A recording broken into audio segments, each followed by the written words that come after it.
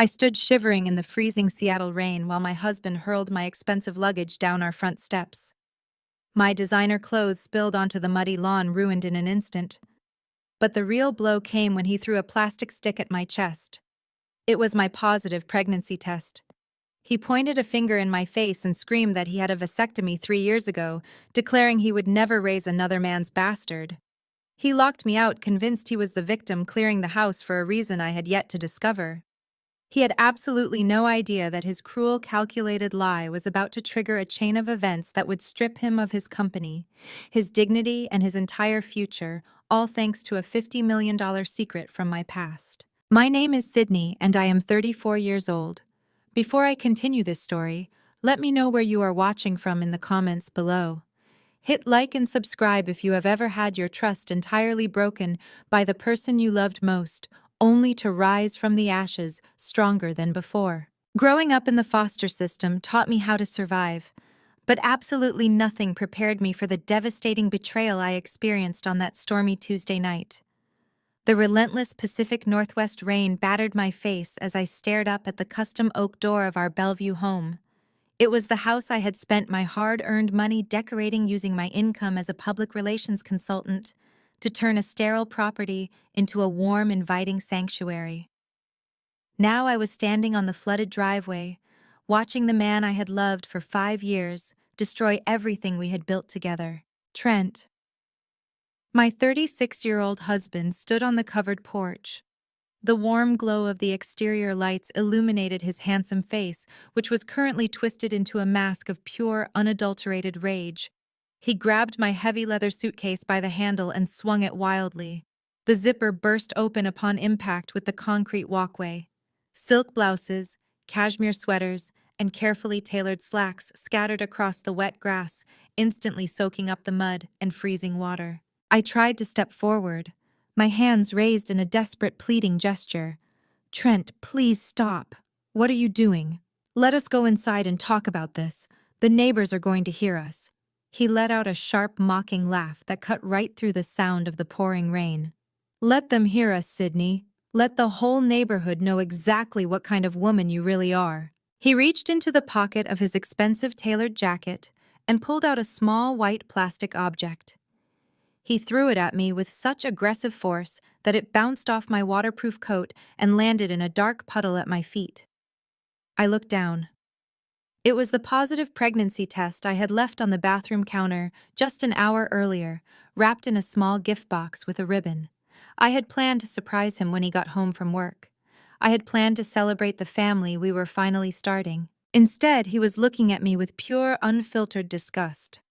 "Do not try to pin this bastard on me," he shouted, his voice echoing down the quiet suburban street.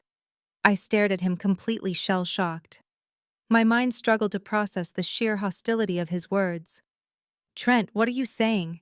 This is our baby. We talked about this." He took a menacing step toward the edge of the porch, his fists clenched at his sides. "Stop lying to my face, Sydney. I had a vasectomy 3 years ago. I never reversed it. There is absolutely no biological way that the child in your stomach belongs to me. So tell me, which one of your wealthy public relations clients have you been sleeping with?" The air was violently knocked out of my lungs. The accusation was so absurd, so entirely disconnected from reality, that for a brief second I thought he was experiencing some kind of mental break. I wiped the freezing rain from my eyes, desperately trying to reason with the man towering above me. "Trent, you know exactly how I got pregnant. We did a cycle of in vitro fertilization 2 years ago. We froze 3 perfectly healthy embryos. I told you last month that I was scheduling the transfer. I asked you to come to the clinic with me. I remembered that day perfectly. I had stood in our kitchen holding the clinic brochures, practically begging him to join me for the appointment. He had barely looked up from his laptop, claiming he had an urgent corporate audit to prepare for, and told me to just handle the medical appointments myself. He scoffed, shaking his head with exaggerated disbelief. "You really think I am that stupid I called the clinic, Sydney? They told me you never showed up for any transfer. You are making up this elaborate lie to cover up your disgusting affair, and I am not going to stand here and let you make a fool out of me." My heart hammered violently against my ribs. None of what he was saying made any sense. I had been at the clinic. I had the medical records, the receipts, the discharge papers. I reached into my coat pocket to grab my phone, intending to pull up the secure patient portal to prove it to him right then and there. Look at my medical portal, Trent. The transfer was completed on the 14th. Dr. Aris performed it himself. Just look at the screen. I walked up the bottom step, holding out my glowing phone, but before I could even show him the display, he violently swatted my hand away. The phone flew out of my grasp and clattered brutally down the concrete stairs, the screen shattering into a spiderweb of useless glass. "I do not need to look at your fake evidence," he snarled, his eyes narrowing with a terrifying cold calculation. "I know the truth. You are a cheater, a liar, and a fraud. I am filing for divorce first thing tomorrow morning." He turned around, picked up the final cardboard box of my belongings from the entryway, and dumped it unceremoniously onto the porch. Books, high-end cosmetics, and my favorite coffee mug shattered against the hard surface, sending ceramic shards flying into the rain. "This is my house," Trent yelled, pointing a rigid finger directly at my face. "My name is on the deed, and you have exactly 0 rights to be here. Leave your keys on the mat. If you try to come back inside, I will call the police and have you arrested for trespassing." I stood there paralyzed by the sudden, overwhelming violence of his rejection. This was the man who had promised to protect me. The man I had financially supported through his grueling corporate promotions, the man whose empty house I had turned into a beautiful home. Now he was looking at me like I was an enemy he needed to eradicate. My hands trembled uncontrollably, not just from the biting cold of the Seattle storm, but from the massive, cruel mistake he was making. I knew the truth. I knew the baby growing inside me was absolutely his. I knew I had never been unfaithful for a single second of our entire marriage. As a public relations consultant, I made a living analyzing human behavior, detecting lies, and managing corporate crises. I knew exactly what a fabricated narrative looked like. And looking into Trent's eyes, a sickening realization washed over me.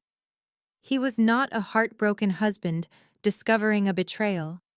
He was a man executing a meticulously planned exit strategy. The rage was entirely performative. The vasectomy claim was a calculated weapon. He stepped back inside the warm, dry foyer and grabbed the heavy brass handle of the front door. "Have a nice life, Sydney. Try to find a fool who actually wants to raise another man's mistake." The heavy oak door slammed shut with a sickening thud. The deadbolt clicked into place, echoing loudly in the damp night air. I was left entirely alone in the dark, soaking wet, staring at the ruins of my marriage scattered across the muddy lawn. I had no idea that Trent was actively clearing me out of the house for a very specific, sinister reason. But as I stood there in the pouring rain, wrapping my arms around my stomach to protect the tiny life inside me, a quiet, terrifying resolve began to take root in my chest. He had just made the biggest miscalculation of his life. The heavy deadbolt clicked, echoing loudly, just moments after Trent had locked me out. The oak door swung open again, casting a long, mocking shadow across the flooded walkway. I briefly thought Trent had come to his senses. I stepped forward, rain dripping from my eyelashes, ready to explain the clinic protocols, the embryo transfer, the scientific facts he was so deliberately ignoring. But Trent was not alone. Stepping onto the covered porch, holding a steaming mug of tea as if she were watching a theatrical performance, was his 62-year-old mother, Patricia. Right behind her hovered Courtney, his 32-year-old sister, wearing a smug, satisfied grin that mirrored her brother perfectly. They had been inside the entire time. They had listened to him throw my belongings into the mud and accuse me of infidelity, and they had done absolutely nothing to stop it. "Patricia," I gasped, my voice hoarse from the freezing wind. "Tell him he is making a mistake. You know we froze embryos 2 years ago. You were at the hospital with us when they retrieved them. You know this baby is his." Patricia took a slow, deliberate sip from her mug. Her perfectly coiffed silver hair remained untouched by the storm raging just feet away from her. She looked down at me, her gaze sweeping over my ruined clothes and my shattered phone on the concrete stairs. "Do not drag me into your disgusting lies, Sydney," Patricia said, her voice dripping with venom. "Trent told us you canceled the transfer. He told us you have been acting erratically, staying out late, working with those high-profile male clients of yours. We all know what happens in the public relations industry. You are a career-obsessed woman who finally realized her biological clock was ticking and panicked. I stared at her, the betrayal compounding with every syllable she uttered. They were actively rewriting history. Courtney stepped forward, leaning against the doorframe, crossing her arms over her expensive cashmere sweater. "Just give it up, Sydney," Courtney sneered. "My brother is too smart to fall for your trap. He had the vasectomy to ensure you could not trap him with a pregnancy when your PR business inevitably went under. You thought you could sleep around, get pregnant, and use our family wealth to secure your future. It is pathetic." I shook my head, my mind spinning from the sheer audacity of their gaslighting.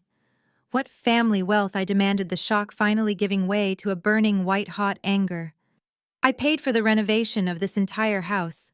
I funded Trent's lifestyle while he was a junior associate. I built my agency from the ground up while you, Courtney, have lived off your husband's paycheck for a decade. Patricia slammed her mug down on the patio table.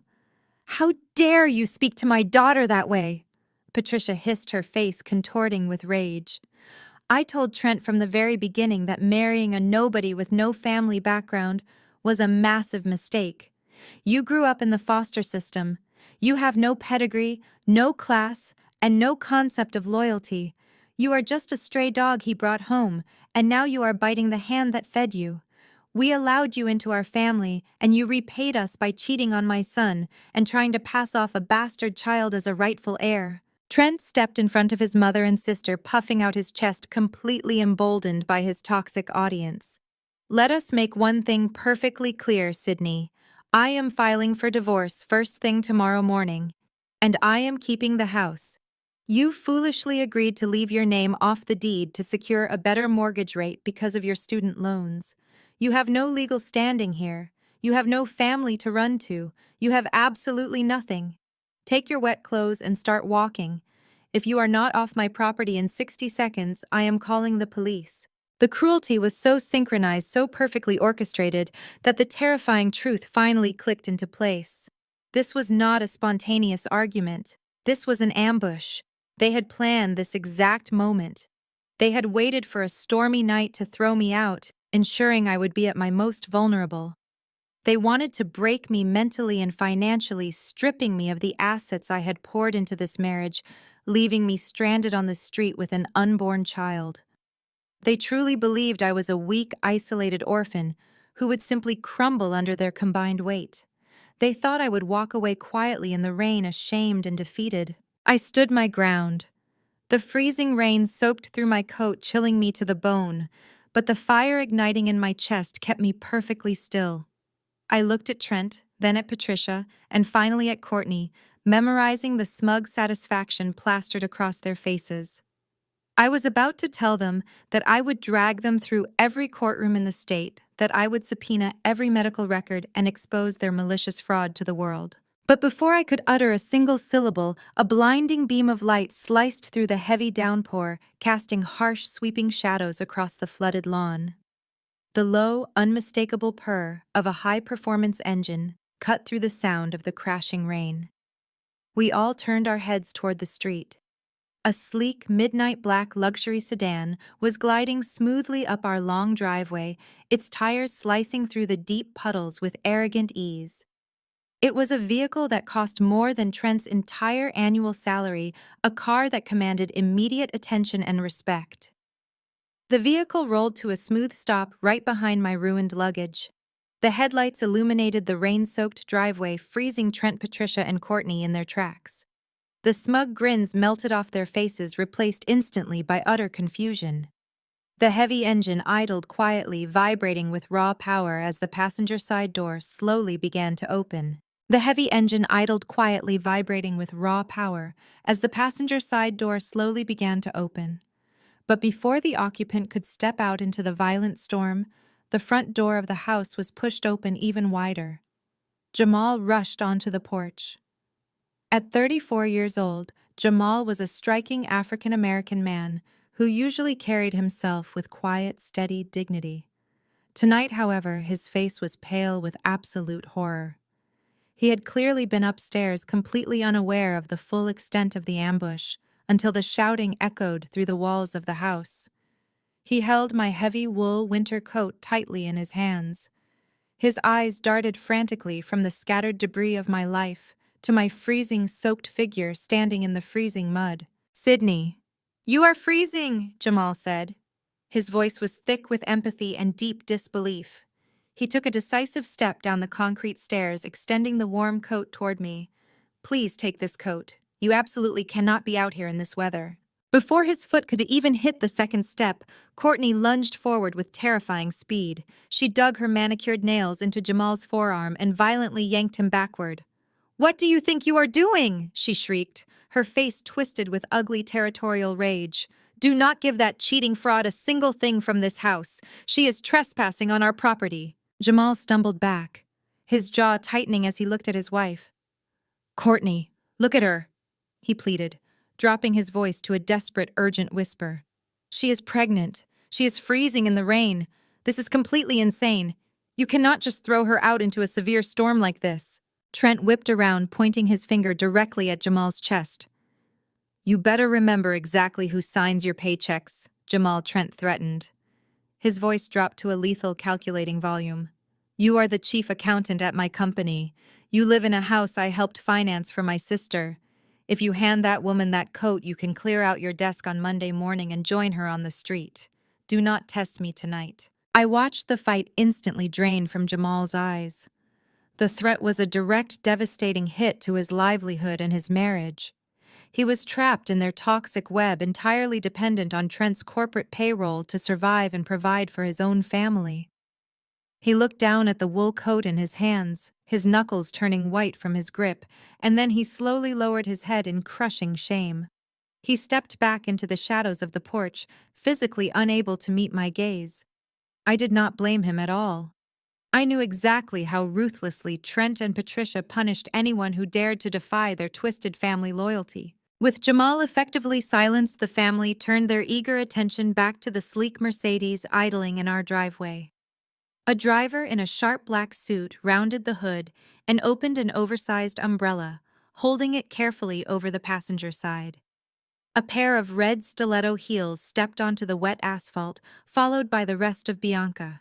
She was 28 years old and dripping in conspicuous aggressive wealth. She wore a pristine white designer trench coat that looked utterly ridiculous in the Seattle downpour. She clutched a limited edition handbag against her side, shaking out her flawless salon-styled hair.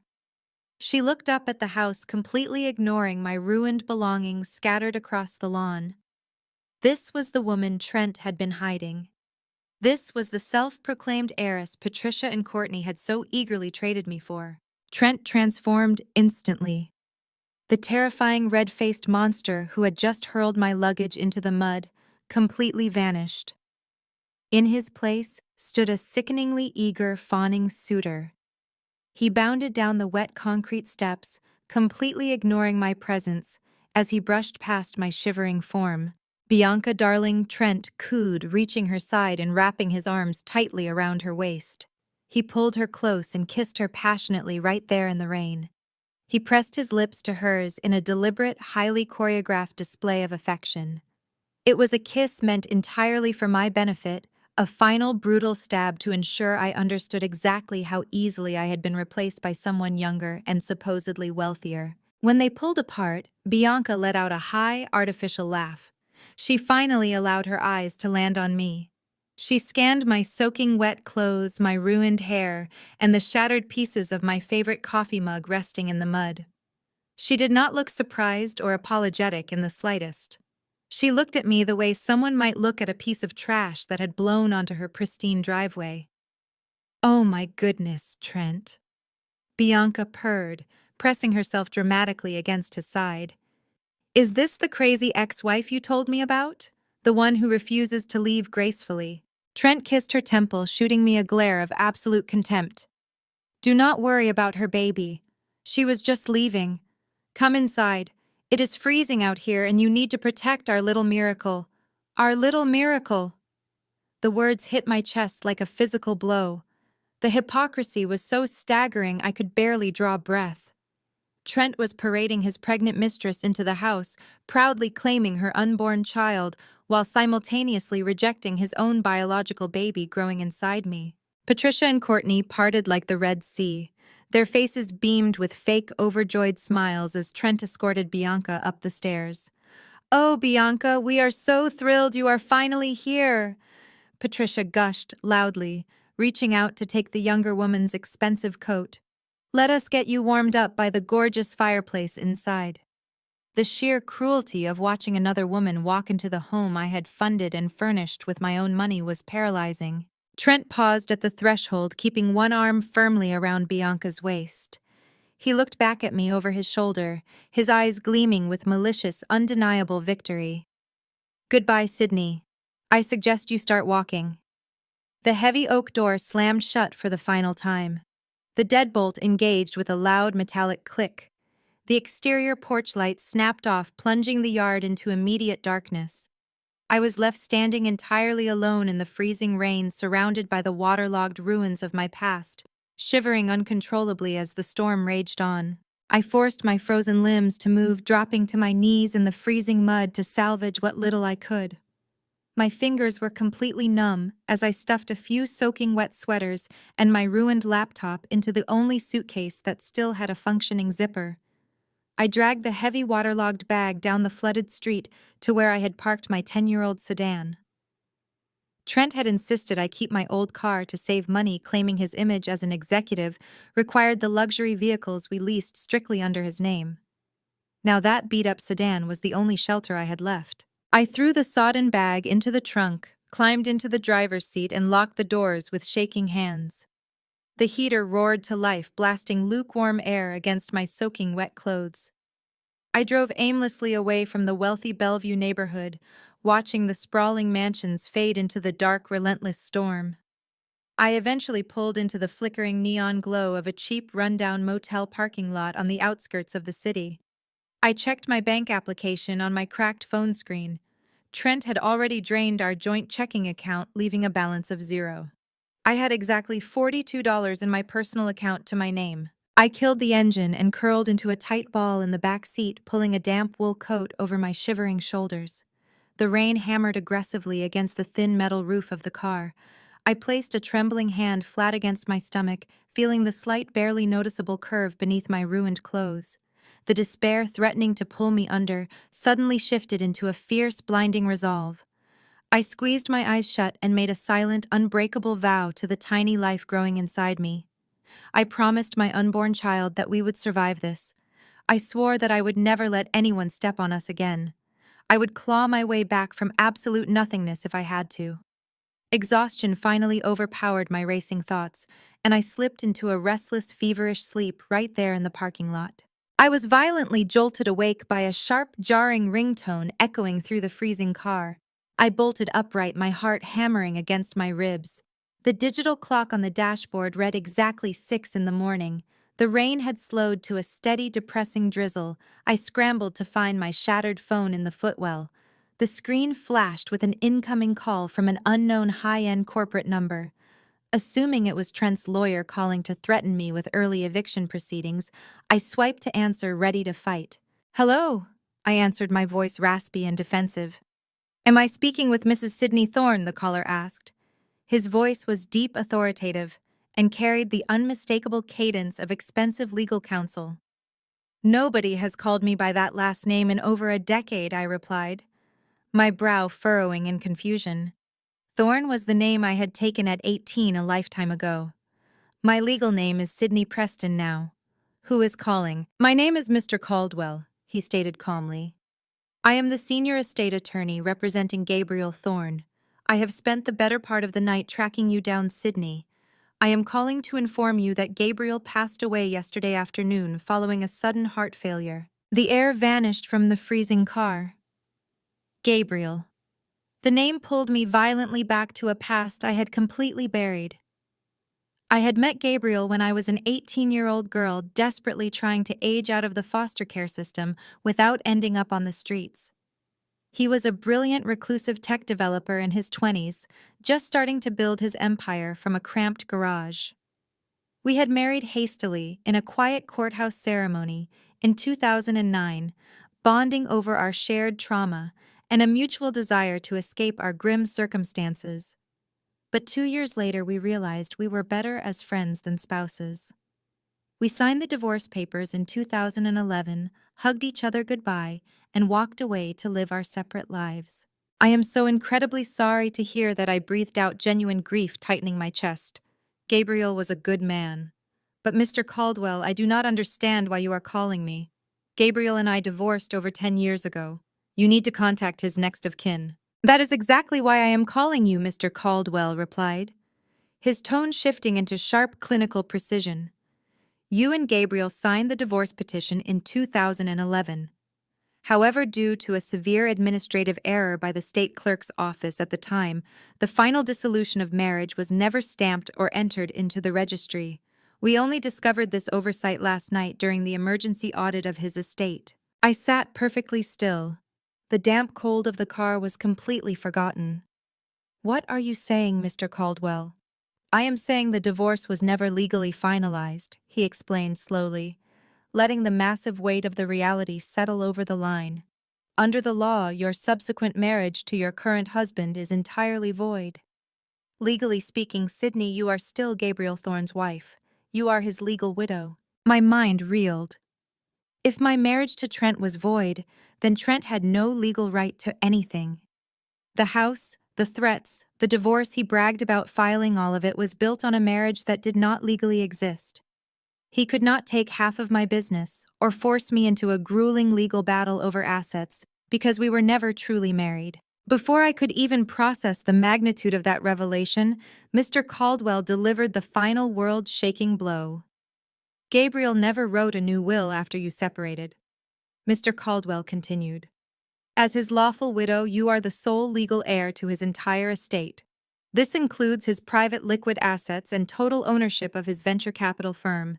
You need to come to my office immediately, Sydney. You just inherited $50 million. The phone nearly slipped from my frozen fingers. $50 million. The number echoed in the cramped, damp interior of my beaten sedan like a transmission from another universe. I stared blankly at the fogged windshield, trying to reconcile the freezing reality of my current homelessness with the astronomical figure Mr. Caldwell had just spoken.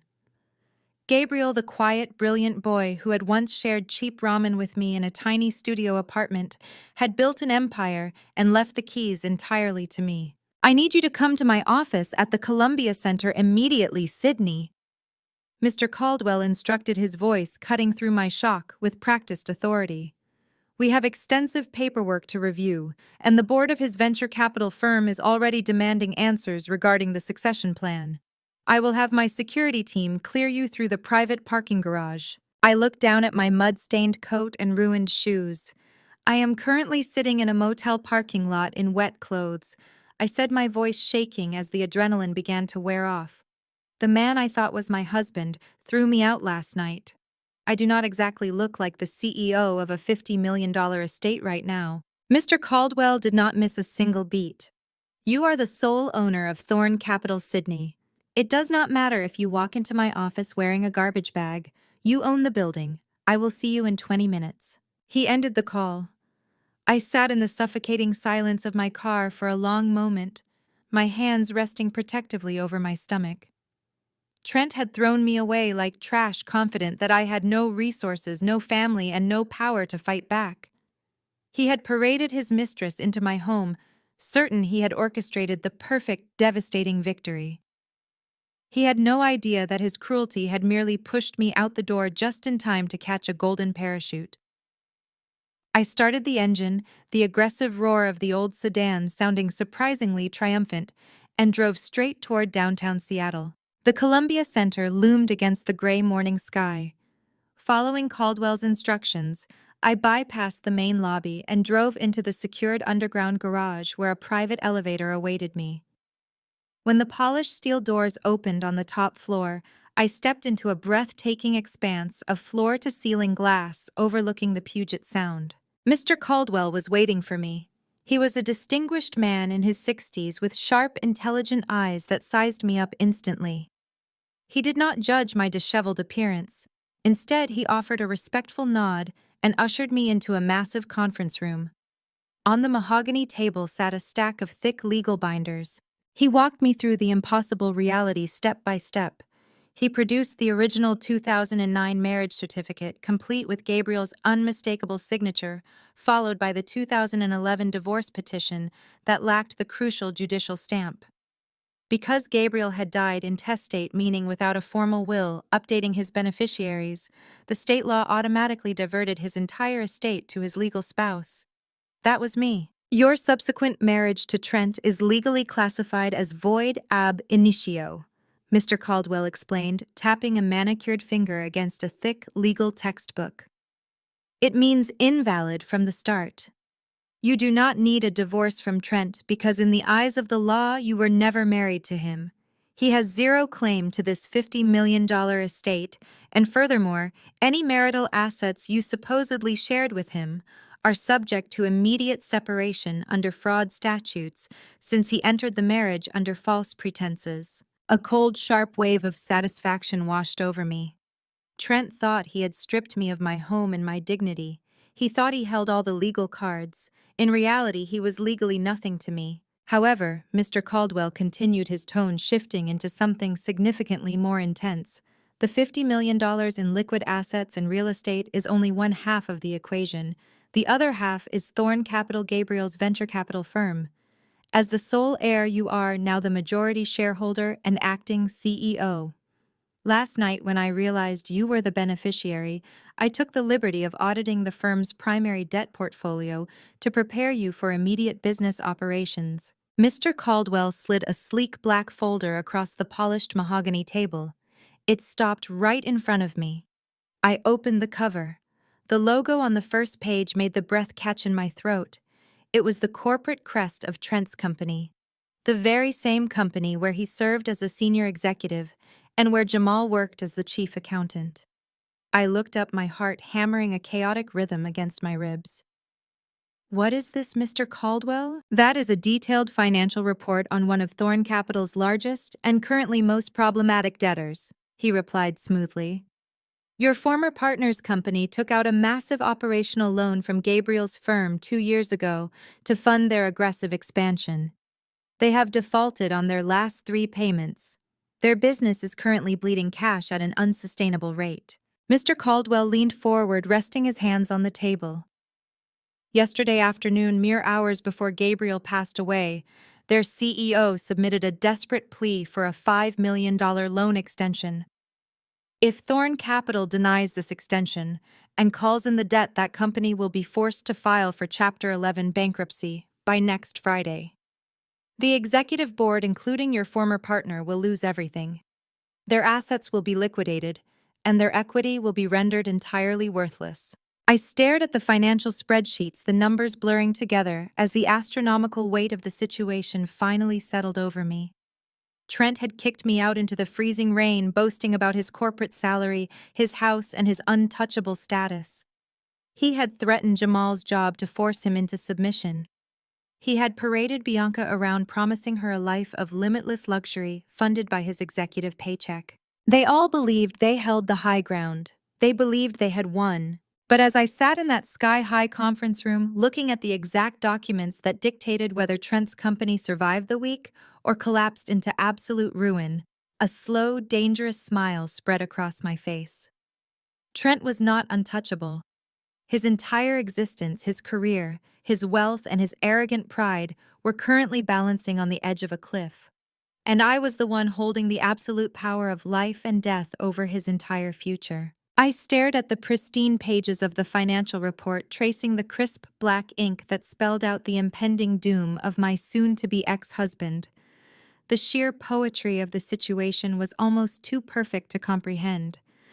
Trent had spent years mocking my career, calling my public relations firm a cute little hobby, while he paraded around in custom suits paid for by a company that was secretly drowning in debt.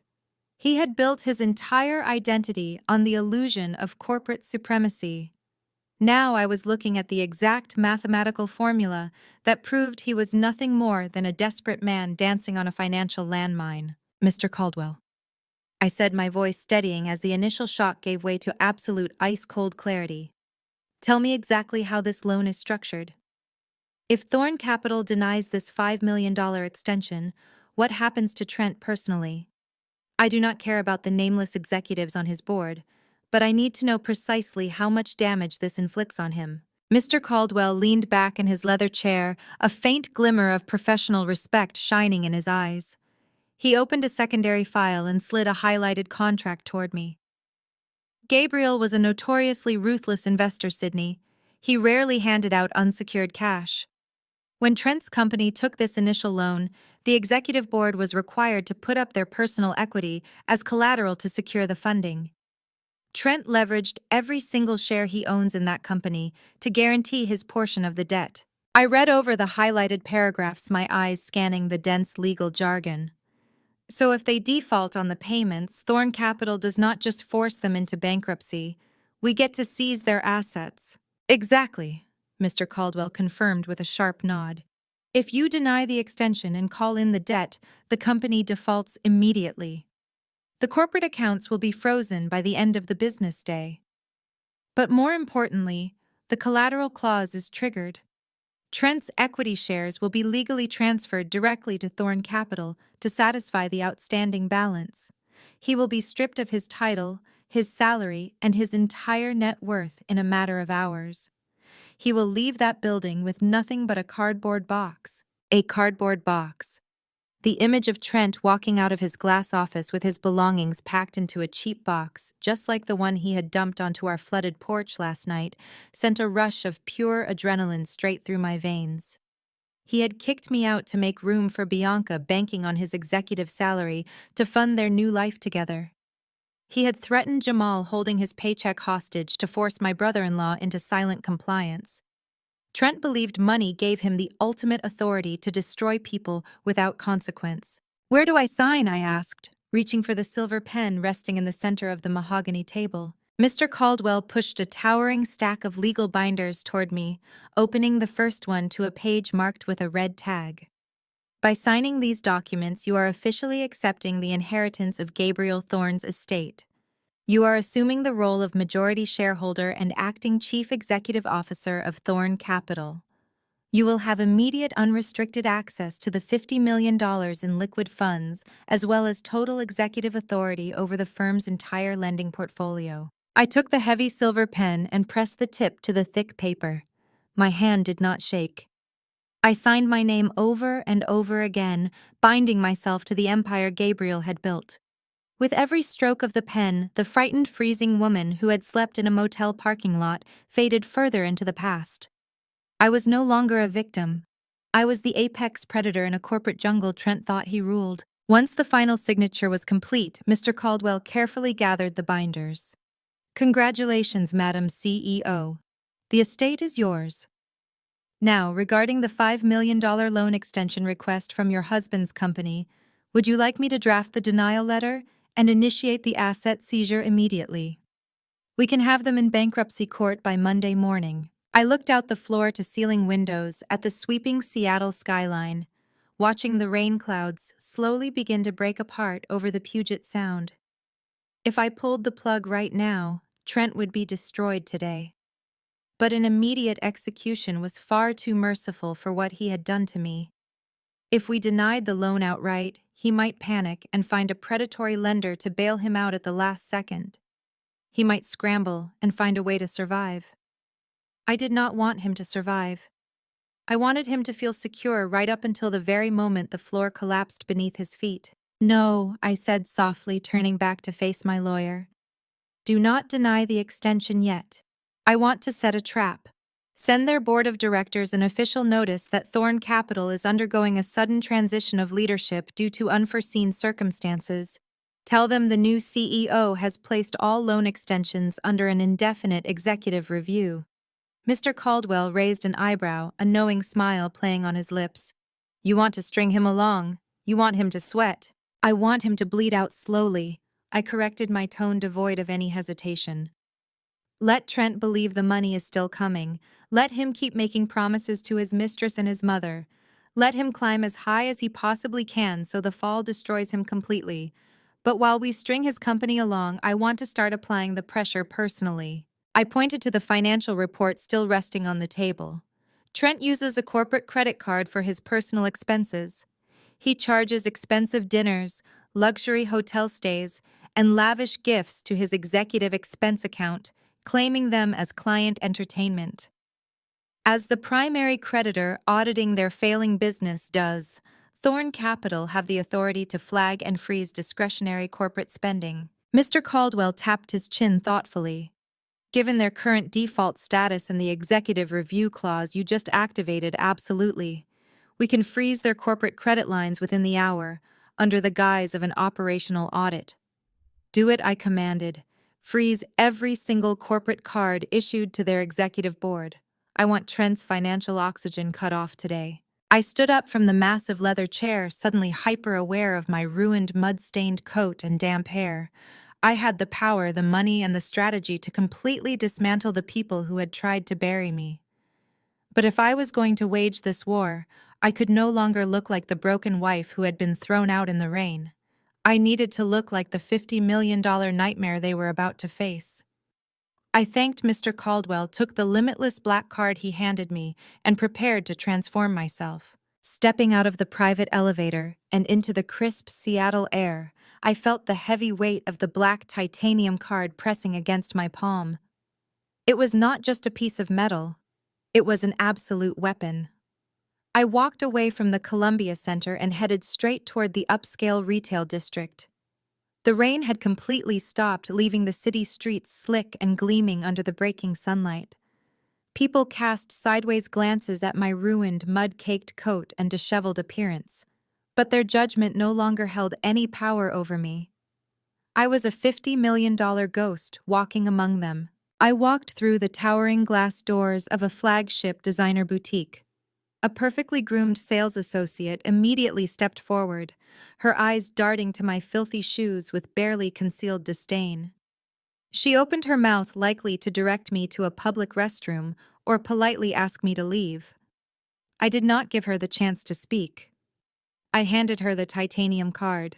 I need a complete wardrobe replacement, I said, my voice projecting absolute authority. Everything from undergarments to outerwear. I want sharp lines, structured blazers, and impeccable tailoring. We are starting from scratch, and I have zero patience for delays. The associate glanced at the card, recognizing the exclusive insignia of unlimited wealth. Her condescension evaporated instantly, replaced by panicked, fawning subservience. She ushered me into a private VIP fitting room, bringing out racks of pristine, high-end garments. I stripped off the damp, freezing clothes from the night before and let them fall into a pathetic pile on the plush carpet.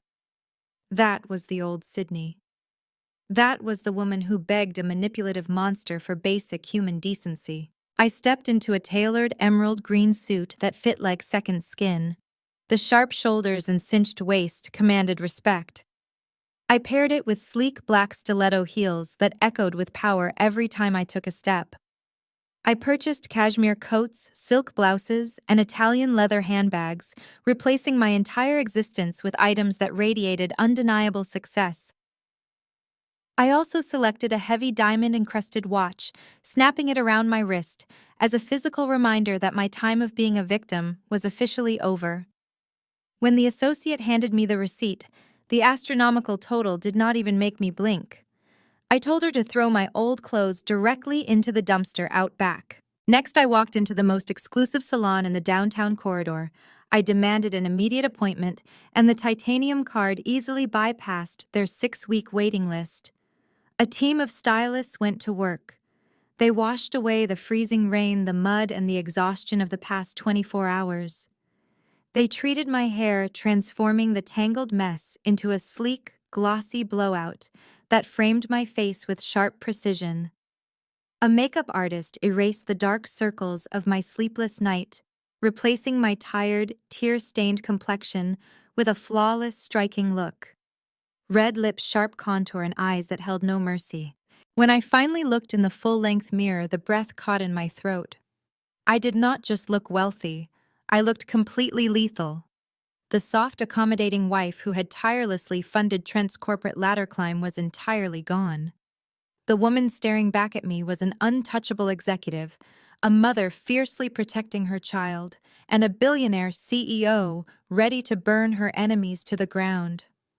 I thanked the stylists, leaving a tip that made them gasp aloud, and walked back out into the bustling city. I needed a base of operations, a fortress where Trent could never reach me.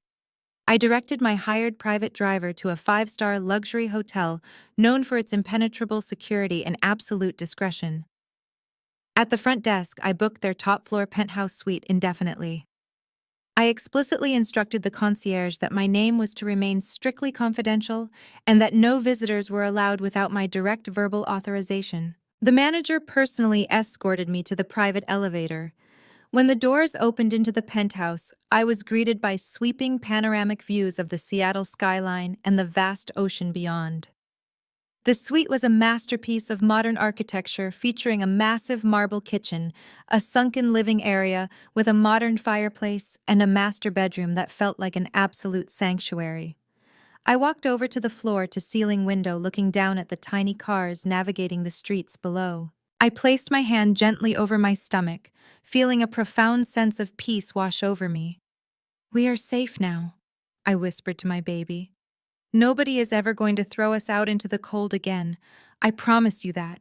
We have everything we need, and anyone who tries to hurt us will pay the ultimate price." I sank into the plush velvet sofa, finally allowing my body to rest in the quiet, secure warmth of the suite.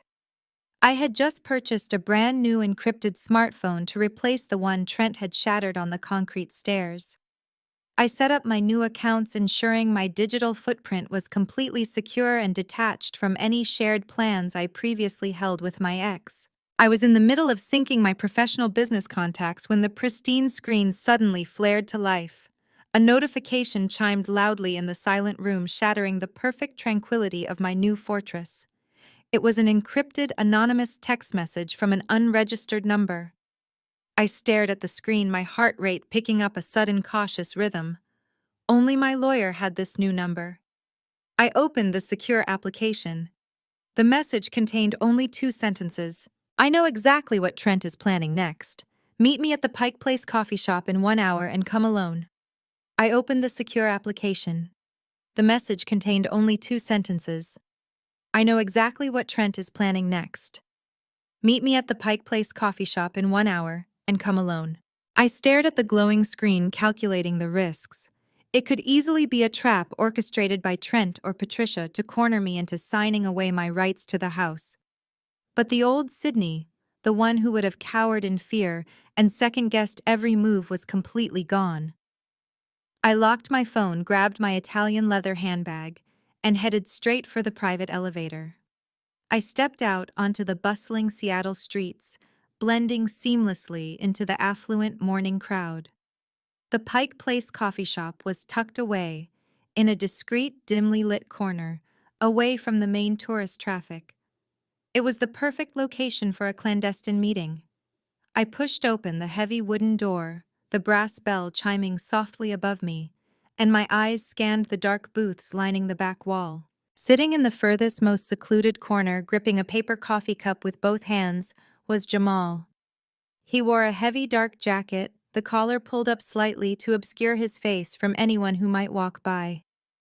He looked absolutely exhausted, carrying the heavy physical burden of a man whose conscience had kept him awake all night. I walked over to his booth, my black stiletto heels clicking sharply against the polished concrete floor, commanding the space with every step. When I slid into the leather seat across from him, he looked up and his eyes widened in absolute shock. He took in my structured emerald green designer suit, my flawless blowout, and the diamond watch glinting under the dim cafe lights. This was not the soaking wet, shivering victim he had tried to hand a coat to the night before. Sidney Jamal breathed out, his voice thick with disbelief and overwhelming relief. "You look incredible. I was so worried about you. I thought you were sleeping on the freezing streets. I felt sick to my stomach the entire night." I smiled, a tight, highly controlled expression. "I found a much better arrangement, Jamal. You do not need to worry about me anymore. But why am I here? What do you know?" He looked down at his coffee cup, his broad shoulders slumping with profound shame.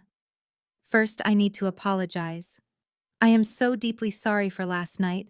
I should have fought Courtney. I should have punched Trent in the jaw and driven you to a hotel myself.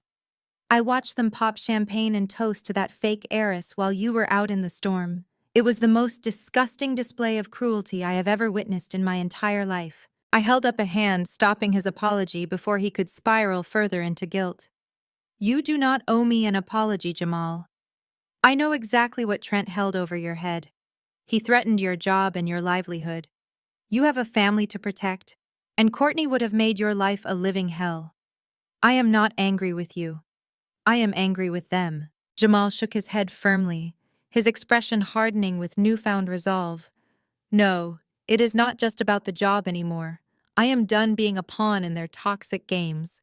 Courtney and Patricia are absolute vultures, and Trent is a monster. I spent the entire night thinking about how easily he threw you away after everything you did for him, after you funded his entire lifestyle. I realized that if he could do that to his own devoted wife, he would not hesitate to throw me under the bus when his company inevitably collapses.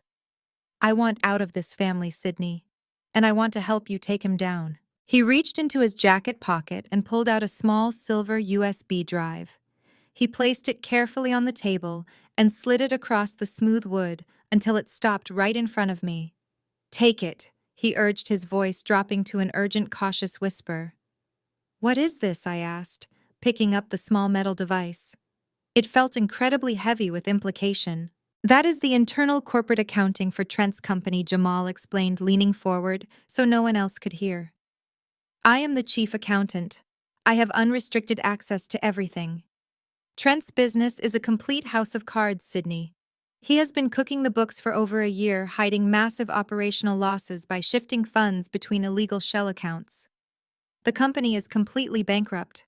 He is desperately waiting on a $5 million loan extension from a venture capital firm to cover up the massive fraud. If they audit him closely, he is going to federal prison. A rush of pure vindictive satisfaction surged through me. Jamal had no idea that I was the very CEO of the venture capital firm currently holding that loan. He had just handed me the exact forensic evidence I needed to bypass a lengthy corporate audit and execute Trent immediately. I could freeze his accounts today, hand this drive over to the federal authorities tomorrow, and watch Trent be hauled out of his glass office in handcuffs. This was the ultimate silver bullet. Jamal, this is incredible, I said, carefully slipping the USB drive into my designer handbag. You are risking everything by giving me this evidence. I will make sure you are fully protected when the fallout hits. You have my absolute word. I gathered my things ready to return to my penthouse and call Mr. Caldwell to initiate the final lethal strike against Trent's company. But as I started to slide out of the booth, Jamal reached out and grabbed my wrist. His grip was tight, desperate, and urgent. His eyes were wide with a disturbing mixture of pity and outrage. Wait, Sydney. Do not leave yet. You need to know the rest. I stopped, settling back into the leather seat. I looked at his terrified expression, suddenly realizing that the corporate fraud was only the tip of the iceberg. What else is there, Jamal? What else did you find in those files? Jamal took a shaky breath, looking me dead in the eyes. The corporate fraud is bad, he said, his voice trembling with the crushing weight of the secret. But that is not the worst part. I broke into his personal files last night looking for offshore accounts. Trent lied to you about the clinic. He lied to you about the argument on the porch. He lied about everything. He stared at my stomach, a look of profound sorrow crossing his face. Trent never had a vasectomy. The words hung in the air between us, heavy and suffocating. I stared at Jamal, processing the sheer magnitude of the betrayal. Trent never had a vasectomy. The accusation on the porch, the shattered pregnancy test, the absolute disgust in his eyes, it was all a meticulously crafted performance. He forged the medical records. Jamal explained, his voice shaking with revulsion. I found an email thread in his deleted folder. He paid off an unethical clerk at a private clinic to generate a fake post-operative report. He knew the baby was his, Sydney. He knew you never cheated. My hands clenched into fists under the table. Why, I demanded, the anger in my chest burning hotter than before. Why go through such an elaborate psychopathic lie just to kick me out? If he wanted a divorce, he could have just asked for one. Because of Bianca, Jamal said, leaning closer. She told Trent she is pregnant too, and she convinced him that she is the sole heir to a massive international mining conglomerate. Trent is drowning in corporate debt, and he sees Bianca as his ultimate golden ticket. But she demanded a ring and a house before she would introduce him to her supposed billionaire father. The pieces of the puzzle slammed into place with sickening clarity. Trent needed to clear me out of the house immediately. If he simply filed for a standard divorce, it would take months and our assets would be frozen and divided. He needed a dramatic fault-based excuse to throw me onto the street and play the devastated victim. By accusing me of infidelity and claiming the child was not his, he gained the immediate sympathy of his toxic mother and sister, justifying his rapid, brutal eviction. He threw away his loyal wife and his actual unborn child just to chase a non-existent fortune. The sheer greed was almost difficult to comprehend. Jamal checked his watch, his eyes darting toward the cafe entrance. I have to get back to the office before Trent notices I am missing from my desk. If he suspects I am talking to you, he will fire me before I can secure my own family's finances. You have given me exactly what I need, Jamal, I said, my voice eerily calm. I promise you Trent will not have a company left to fire you from. You are safe. Jamal stood up, pulling his dark collar back up around his neck. He took one step away from the booth, but suddenly stopped, turning back to face me with a sharp, determined look in his eye. There is one more thing you need to know, Jamal said. Trent is making his grand move tonight. He booked the main private dining room at the Luminary, that new Michelin star restaurant downtown. He is hosting a massive, lavish family dinner. Patricia Courtney and all of Trent's elite social circle are going to be there. He is using the corporate credit card to fund the entire night. He plans to officially introduce Bianca to everyone and announce their engagement. A cold, brilliant thrill shot straight down my spine. The Luminary was notoriously exclusive, catering only to the ultra-wealthy. Trent was pulling out all the stops to impress a woman he believed would save him from financial ruin, using money he did not actually have. What time is the reservation? I asked. 8 o'clock tonight, Jamal replied. He wants it to be a massive spectacle. Thank you, Jamal, I said, a slow, predatory smile forming on my lips. It will absolutely be a spectacle. Jamal gave me a quick nod and hurried out of the coffee shop, disappearing into the crowded Seattle streets. I sat alone in the booth for a few minutes, my fingers drumming rhythmically against the polished wood table. Trent thought he had successfully buried me. He thought he was untouchable, surrounded by his toxic enablers, celebrating his new life with stolen corporate funds. He was about to learn a very hard lesson about what happens when you underestimate a woman who has nothing left to lose and $50 million to spend. I gathered my designer handbag and stepped out into the crisp afternoon air. I had a few hours to prepare, and I knew exactly what I was going to wear to my husband's engagement party. I returned to my penthouse and laid out the evening's armor. I bypassed the emerald green suit from earlier and selected a razor-sharp black silk tuxedo jacket with structured shoulders and a plunging neckline paired with tailored trousers that elongated my legs. I secured a heavy vintage diamond choker around my neck and slipped into a pair of red-soled stilettos. The woman staring back at me in the mirror was completely unrecognizable from the soaking wet, discarded wife of yesterday. She was pure, unfiltered power. Promptly at 8 o'clock, my private driver pulled up to the valet stand outside the Luminary. The restaurant was a fortress of modern culinary prestige in downtown Seattle, boasting a months-long waiting list and a reputation for catering exclusively to the ultra-wealthy. I bypassed the crowded lobby and approached the maitre d'. Before he could politely inform me that they were fully booked for the evening, I slid the heavy titanium black card across the host stand. I requested a premium table with a clear, unobstructed view of the main private dining alcove. The host took one look at the prestigious insignia on the card, gave a deferential bow, and personally escorted me into the softly lit, opulent dining room. I settled into a plush velvet booth and ordered a glass of their most expensive vintage champagne. It did not take long to spot my targets. Trent had secured a massive circular table right in the center of the elevated dining alcove. He was holding court loudly, ordering expensive appetizers and boasting to the sommelier about his supposedly refined palate with the unearned confidence of a man spending someone else's money. Beside him sat Bianca, draped in a flashy, overly sequined dress, playing the role of the bored, wealthy heiress to absolute perfection. She laughed artificially at every word Trent said, tossing her hair and flashing a massive, albeit entirely fraudulent diamond ring. Patricia and Courtney flanked them on either side, practically vibrating with obnoxious joy. Patricia was waving her hands around, speaking at a volume entirely inappropriate for a Michelin star establishment, making sure the surrounding tables knew her son was marrying an international mining heiress. Courtney was eagerly nodding along, snapping photos on her phone to document their newfound social climbing. They treated the waitstaff terribly, snapping their fingers and demanding immediate service. They looked like a pack of greedy hyenas feasting on a carcass, entirely oblivious to the fact that the carcass was completely poisoned. I sat quietly, taking the slow sip of my champagne, letting the exquisite taste wash over me.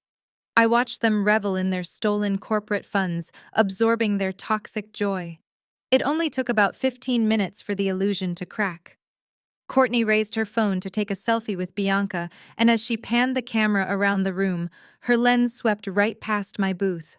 She lowered the phone slowly, her eyes squinting through the dim ambient lighting. The smug smile instantly slid off her face. She tapped Patricia frantically on the shoulder and pointed a manicured finger in my direction. Patricia turned her head, her jaw visibly dropped. The shock of seeing me sitting in the most exclusive restaurant in the city, dripping in diamonds and high-end silk, clearly short-circuited her brain. But instead of feeling intimidated or cautious, Patricia and Courtney did exactly what narcissistic bullies always do. They doubled down on their cruelty. They pushed their chairs back and marched out of the dining alcove, their heels clicking aggressively against the polished hardwood floor.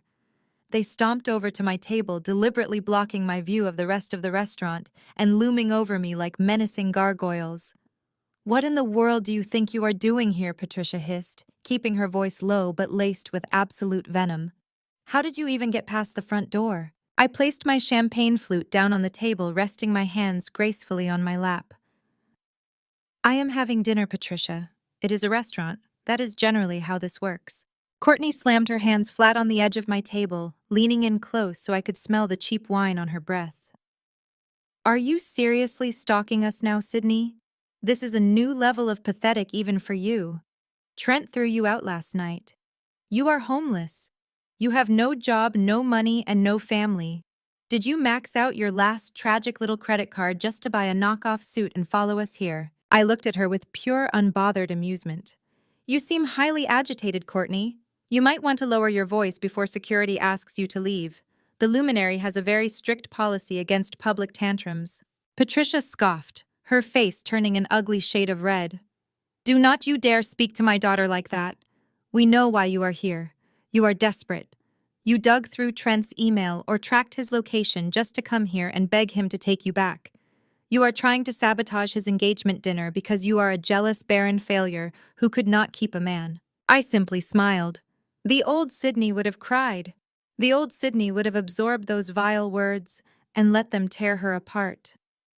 But the billionaire CEO sitting in this booth felt absolutely nothing but cold analytical pity for the fools standing before her. "I am not here for Trent," I said smoothly, picking up my glass again. "I am simply enjoying a lovely evening, though it is endlessly fascinating to watch you both worship a woman you know absolutely nothing about." Courtney let out a sharp, mocking laugh. "We know Bianca is worth more than you could ever comprehend in 10 lifetimes. You are just a bitter orphan who got kicked back to the gutter where you belong. Get up and leave this restaurant right now, or I swear I will scream and tell the management you are harassing us." Before I could reply to Courtney's childish threat, heavy footsteps approached rapidly from behind them. Trent had noticed his mother and sister missing from the engagement table and had tracked them down. He marched up to my booth, his face twisting into a furious scowl when he recognized me.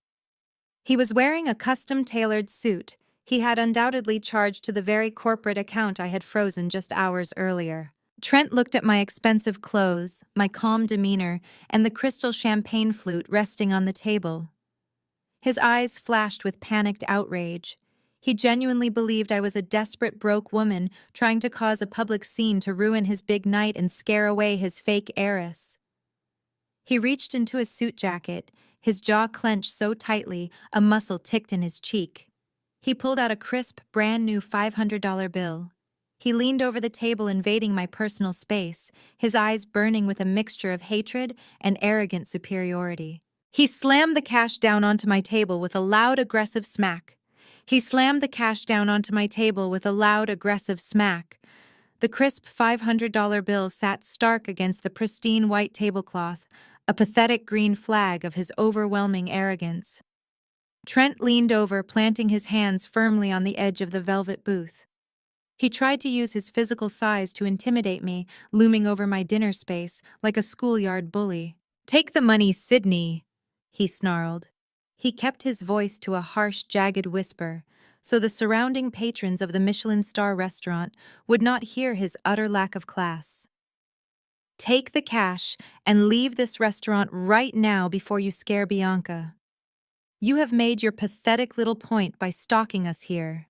Now buy yourself a cheap hotel room for the night and stop embarrassing yourself in front of my family." Patricia and Courtney stood right behind him, their faces glowing with vicious, unearned satisfaction. They looked at the $500 bill as if Trent had just performed an act of supreme benevolent charity.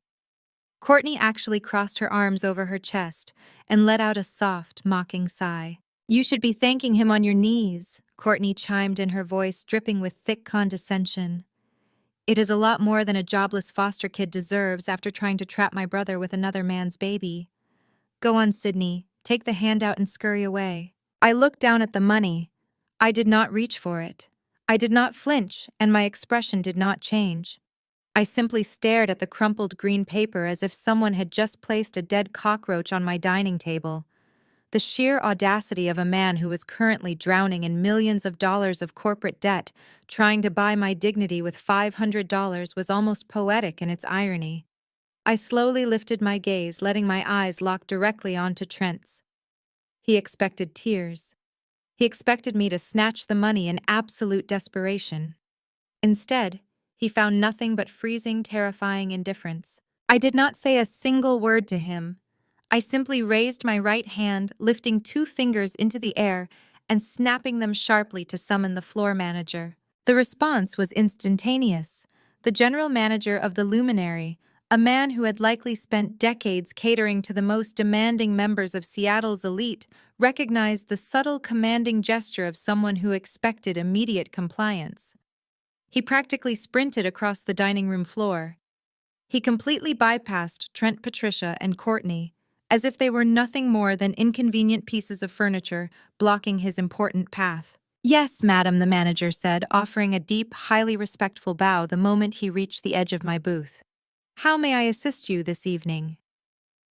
I reached into my silk Italian clutch and slowly pulled out the heavy matte black titanium card.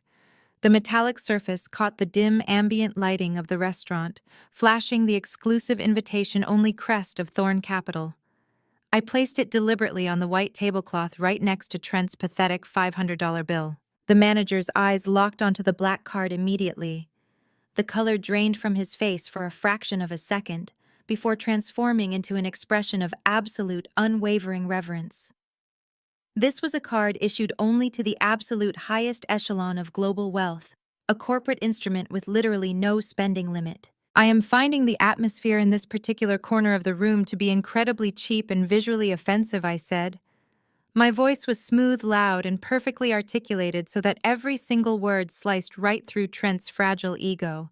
"I need something to cleanse my palate and my eyes. Do you currently have the 1990 Chateau Petrus in your private cellar?" The manager swallowed hard, his posture straightening even further as he processed the magnitude of the request. "We do, madam. We have exactly 3 bottles remaining in our private reserve. They are currently priced at $5,000 each." "Excellent," I replied without a single second of hesitation. "I will take 2 of them." Trent let out a sharp, involuntary gasp. Courtney's jaw literally dropped open, her eyes bugging out of her head. $10,000 on wine. They stared at me as if I had suddenly grown a second head. Their brains were completely short-circuiting, entirely incapable of processing the math unfolding in front of them. But I am not drinking them, I continued smoothly. I waved my hand dismissively toward a neighboring booth where a young, bewildered couple was celebrating what looked like a quiet anniversary. Please open both bottles and deliver them to those lovely strangers over there with my compliments. Tell them it is a gift to celebrate genuine love, something that seems to be severely lacking in this establishment tonight. And while you are at it, please dispose of this trash that someone left on my table. I casually flicked Trent's $500 bill with my manicured fingernail, pushing it right off the edge of the table. The bill fluttered pitifully through the air and landed directly in a puddle of melted ice near Trent's polished leather shoes. Certainly, madam. Right away, madam, the manager said, his voice trembling with sheer awe. He picked up the black card with both hands, treating it like a sacred artifact, and bowed again before rushing off to execute my absurdly lavish command. I leaned back against the plush velvet booth, crossing my legs gracefully, and picked up my crystal champagne flute. I took a slow, deliberate sip, my eyes never leaving Trent's face. The silence that engulfed my ex-husband and his toxic family was absolutely deafening. Patricia looked like she was going to hyperventilate. Her chest heaved, her eyes darting frantically between me, the empty spot where the black card had been, and the young couple at the next table who were about to receive a $10,000 gift from a complete stranger. Courtney gripped the edge of my table, her knuckles turning bone white. The smug superiority had been violently slapped out of her. Trent stood completely paralyzed. The arrogant smirk had been ripped from his face, replaced by a look of profound, primal confusion. His mouth opened, but no sound came out. He looked down at his own $500 bill lying soaking wet on the floor, then back up at my vintage diamond choker, the custom silk tuxedo jacket, and the absolute power radiating from my posture. He was a man who worshipped money, who measured every ounce of human worth by a price tag. And I had just effortlessly incinerated $10,000 right in front of his face, simply to insult him. "You," Trent stammered, his voice cracking into a high, pathetic squeak. Where did you get?" He could not even finish the sentence. His reality was collapsing in real time. He had spent the last 24 hours convincing himself that I was a broken, penniless victim wandering the freezing streets. Seeing me wield the kind of astronomical wealth that he could only ever dream of possessing completely broke his psychological framing. "I suggest you return to your fake heiress, Trent," I said softly, my tone laced with lethal amusement. "You are hovering around my table like a common beggar, and it is ruining my appetite." Patricia grabbed Trent's arm, her perfectly manicured fingernails digging desperately into his suit jacket. She was terrified. She did not know who I had become or who was funding me, but the sheer financial violence of my actions told her that I was no longer prey. "Trent, we need to go back to the table," Patricia hissed, her voice trembling with rising panic. "Bianca is watching us." Trent physically recoiled, taking a staggering step backward as if I had burned him. His eyes were wide with a deeply rooted fear. His ego, fragile and entirely dependent on his financial superiority, had just been pulverized into dust. He could not comprehend my wealth, but his desperate need to save face in front of his new mistress overrode his shock. He grabbed his mother and sister by their arms, hauling them away from my booth. He threw his shoulders back, puffing out his chest in a pathetic, transparent attempt to regain his shattered dignity, and stormed back toward the private dining alcove to pay his own enormous bill and prove he was still a king. I watched from the quiet sanctuary of my velvet booth as Trent marched back to his elevated dining alcove. He practically shoved his mother and sister into their respective chairs before dropping heavily into his own seat next to Bianca. From my vantage point, the entire scene played out like a silent film of a sinking ship. He immediately flagged down a passing server, waving his hand with that exaggerated, impatient authority he always used when trying to impress a room. He wanted the check. He needed to prove to his fake heiress, to his toxic family, and most of all to himself that he was still the wealthy executive in control. The waiter approached holding a sleek black leather folio containing the bill for their extravagant engagement dinner. Given the massive seafood towers, the imported steaks, and the endless bottles of wine I had watched them consume over the past 2 hours, the total was undoubtedly in the thousands. Trent did not even glance at the itemized receipt. He wanted to make a show of his supposed infinite wealth. He reached into his tailored suit jacket with a theatrical flourish and withdrew his heavy metallic corporate credit card. I recognized that specific card instantly. It was the executive expense account directly tied to his company, the exact same corporate credit line I had ordered Mr. Caldwell to freeze just 1 hour ago. Trent tossed the metal card onto the silver tray with a loud clatter. He leaned back in his chair, draping one arm casually around Bianca's shoulders, projecting the image of a man who did not care what anything cost. Bianca smiled and kissed his cheek, her eyes sparkling at the display of financial dominance. Patricia and Courtney had finally stopped looking over their shoulders at my table, choosing instead to bask in the glow of Trent's corporate power. I picked up my champagne flute and waited. Less than 3 minutes later, the floor manager returned. This was the same manager who had just processed my $10,000 wine order. He did not approach Trent's table with the usual discreet, quiet deference reserved for wealthy patrons. Instead, he walked with stiff, rigid professionalism. He carried the silver tray holding Trent's corporate card and a small printed receipt. "I am sorry, sir," the manager said. His voice carried perfectly across the quiet ambient hum of the dining room. "Your card has been declined." The artificial smile slid right off Trent's face. Bianca stopped mid-laugh, her manicured hand freezing on the stem of her wine glass. Patricia and Courtney exchanged a sharp, confused look. "Declined." Trent scoffed. His voice was laced with aggressive disbelief. "That is a platinum corporate account. There is no limit on that card. You clearly made a mistake with your machine." "Run it again. I already ran it a second time to be absolutely certain, sir," the manager replied smoothly, not backing down an inch. "The terminal is functioning perfectly. The transaction was rejected by your issuing bank. The error code explicitly states the account has been frozen." Trent's face flushed a deep, ugly shade of crimson. The surrounding tables had gone completely silent. Diners who had previously been enjoying their meals were now openly staring at the spectacle unfolding in the center of the room.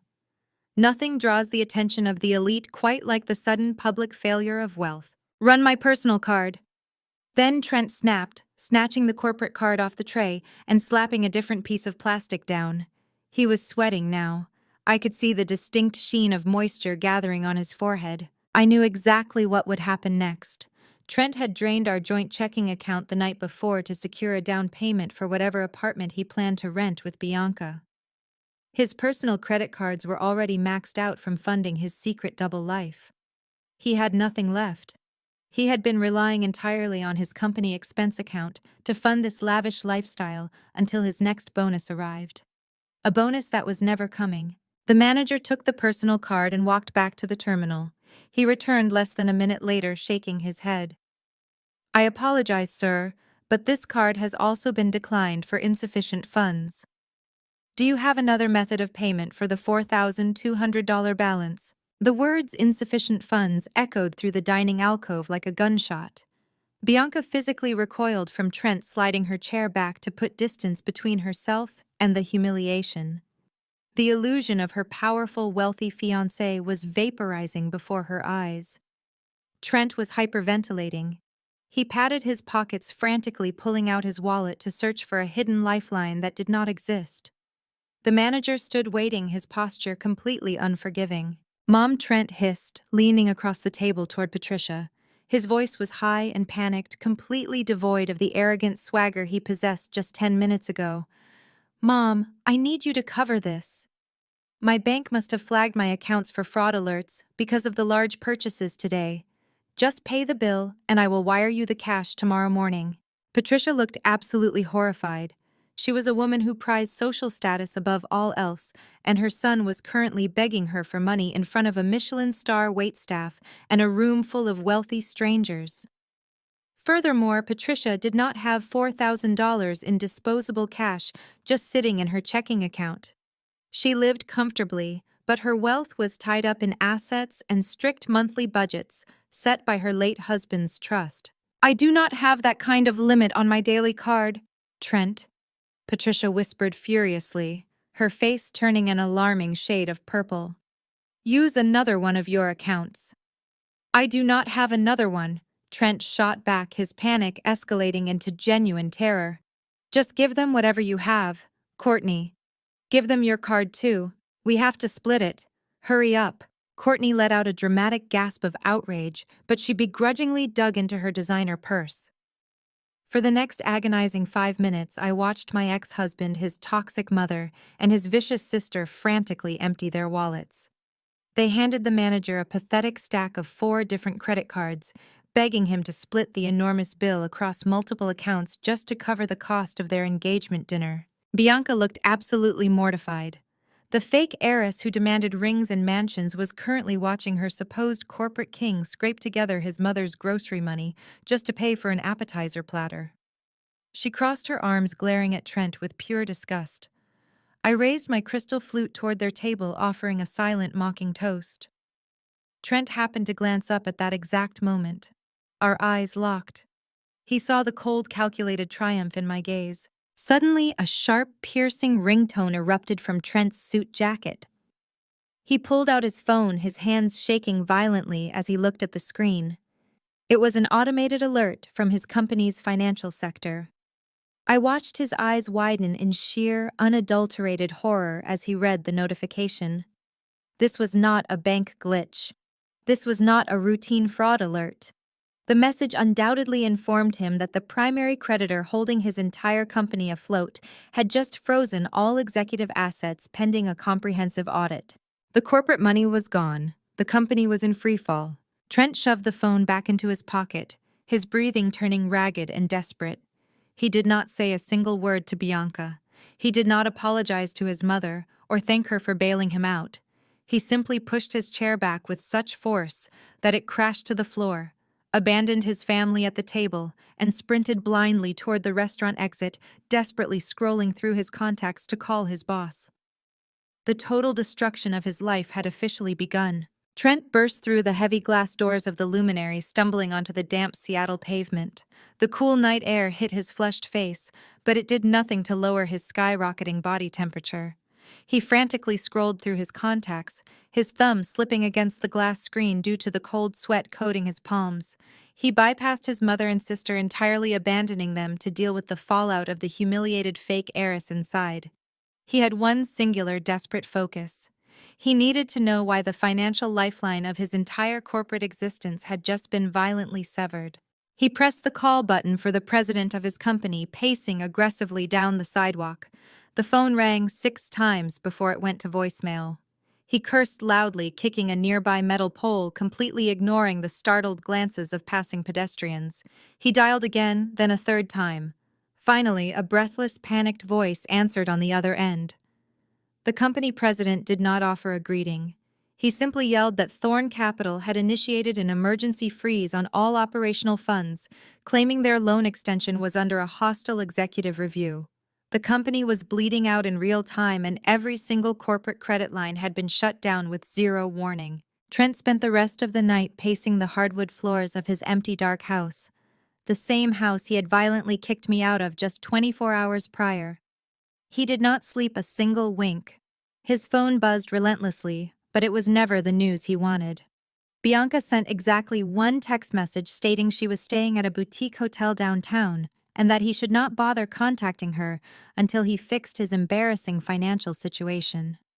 The woman he had destroyed his marriage for was already pulling away at the very first sign of poverty. By the time the sun rose over the Puget Sound, Trent looked like a hollow, decaying shell of the arrogant executive he claimed to be. He threw on yesterday's wrinkled suit, masking the smell of stale fear with expensive cologne, and rushed into his corporate office. The atmosphere inside the building was sheer, unfiltered chaos. Junior employees were whispering in the break rooms. Board members were shouting behind closed glass doors. Jamal was barricaded in the accounting department, refusing to answer Trent's frantic demands for updated spreadsheets. The entire company was collectively staring down the barrel of immediate bankruptcy. Trent locked himself inside his corner office, staring at the flashing red alerts on his dual monitors. His personal bank accounts were completely drained. His corporate safety net was gone. His only hope of survival lay in the hands of the faceless executives at Thorn Capital. For the next 8 hours, Trent waged a relentless, desperate telephone campaign. He dialed the primary contact number for Thorn Capital over and over again, only to be met with automated hold music and polite, unyielding receptionists who transferred him to endless voicemail boxes. His initial tone of aggressive corporate authority slowly deteriorated into a pathetic, high-pitched beg. He needed to speak to the loan officer. He needed to speak to the portfolio manager. He needed anyone to explain why a guaranteed $5 million extension had morphed into an immediate asset freeze. At exactly 4 o'clock in the afternoon, the automated hold music abruptly stopped. A sharp, highly professional female voice came over the line. "Thorn Capital Executive Office. How may I direct your call?" Trent gripped the edge of his mahogany desk, his knuckles turning stark white. He leaned into the speakerphone, his voice trembling with a mixture of exhaustion and raw terror. "This is Trent from the executive board of your primary tech portfolio. I have been trying to reach someone in your lending department all day. Our operational accounts have been frozen without due process. We submitted our request for the $5 million loan extension directly to Gabriel Thorne yesterday. I demand to speak with him immediately to clear up this catastrophic clerical error." There was a brief, chilling pause on the other end of the line. The quiet tapping of a keyboard echoed softly. "I apologize for the confusion, sir," the secretary replied, her tone perfectly devoid of any human empathy. "Gabriel Thorne passed away yesterday afternoon." Trent stopped breathing. The blood completely drained from his face. The man holding his company's entire debt portfolio was dead. For a fleeting fraction of a second, a sick, twisted wave of relief washed over Trent. If the billionaire was dead, the debt collection might be delayed in probate court. They might have months to restructure their finances while lawyers argued over the estate. However, the secretary continued smoothly slicing right through Trent's momentary delusion. The transition of leadership has already been fully executed. A new chief executive officer has taken absolute control of the firm and the entire $50 million estate. It was by the direct personal order of the new CEO that your specific corporate account was flagged for immediate asset seizure due to breach of contract. Your loan extension has been officially denied. Trent leaped out of his leather chair. The panic clawing at his throat finally boiled over into outright rage. "What do you mean denied?" he screamed, slamming his fist against the desk. "You cannot just bankrupt a company overnight because you got a new boss. We have a standing relationship